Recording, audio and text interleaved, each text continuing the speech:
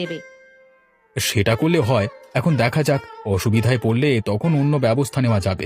আগে থেকে চিন্তা করে তো লাভ নেই। ঠিক আছে, তুমি আমাকে খেতে দাও।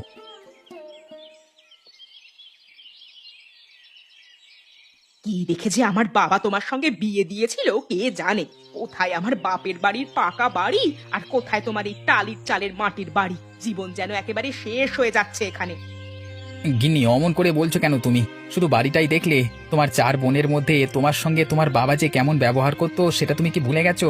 ওখানে পাকা বাড়িতে থাকলেও তুমি তোমার বাড়ির চাকর হয়ে থাকতে, আর এখানে তুমি বাড়ির রানী হয়ে আছো। বাড়ির রানী না ছাই, কোনো ইচ্ছে আমার পূরণ হয় না। সারাদিন এই ঘরের চার দেওয়ালের মধ্যে বসে থাকি। ঘরের প্রত্যেকটা কাজ আমাকে করতে হয়। এরকম করে কি জীবন চলে? গিন্নি, তুমি তো ওখানেও বাড়ির সব কাজ করতে, তখন তোমার অসুবিধা হতো না? সত্যি, একটা নরক থেকে তোমাকে উদ্ধার করলাম, আর তুমি আমাকে আজকে কথা শোনাচ্ছ? নরক থেকে উদ্ধার করে আবার নরকে এনে ফেলেছো।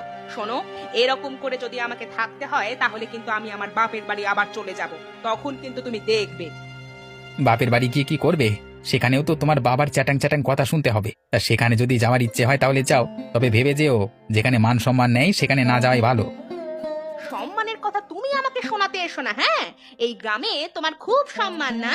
তুমি তো কোনো কাজকর্ম করো না, বেকার হয়ে ঘুরে বেড়াও। সামর্থ্য আছে আমাকে ভালো মন্দ খাওয়ানোর, ভালো মন্দ দেওয়ার? আমি মানছি আমার হাতে এখন কোনো কাজকর্ম নেই, তোমার কোনো ইচ্ছেটাই আমি ভালো করে পূরণ করতে পারি না। কিন্তু গিন্নি, আমি যতটুকু পারি ততটুকু করবার চেষ্টা করি, যাতে তুমি ভালো থাকো। তোমাকে ভালো রাখাই আমার একমাত্র উদ্দেশ্য। নাটক দেখলে বাঁচা যায় না। এখন যাও তো, চোখের সামনে থেকে দূর হয়ে যাও। সকালবেলা তোমার মুখ দেখতে আমার ইচ্ছে করে না। তুমি আমাকে এত বড় কথা বললে গিন্নি, বেশ, তবে আমি এখান থেকে চলে যাচ্ছি।